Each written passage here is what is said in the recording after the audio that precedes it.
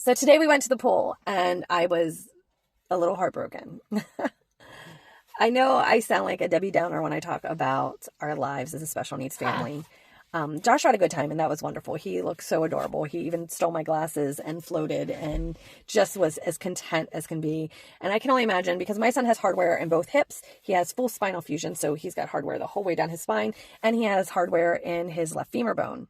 So I can only imagine floating in a pool feels really good on his body.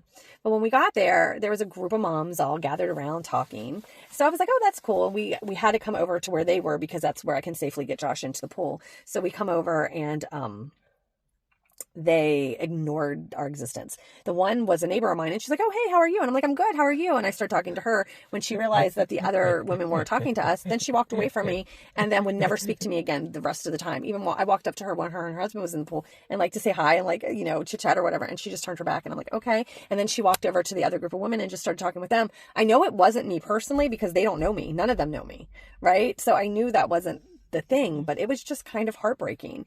And it's happened to us before. And I know when it's just me somewhere, which is rare and hasn't happened for 3 years anyway, but when it's just me, people will talk to me. They will socialize with me. But when I have my son, they don't.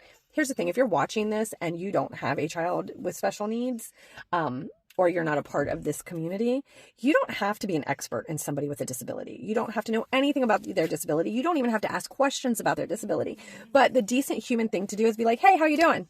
Just smile, acknowledge somebody's existence. The way that they ignored us, it was like we were the plague. They wouldn't look at us. They wouldn't talk to us. Even trying to get him safely back into his chair, I had to say, excuse me, to one of the women. She wouldn't move. She wouldn't look at me. It is extremely isolating to be in a large group of people and not have anybody look at you or acknowledge you.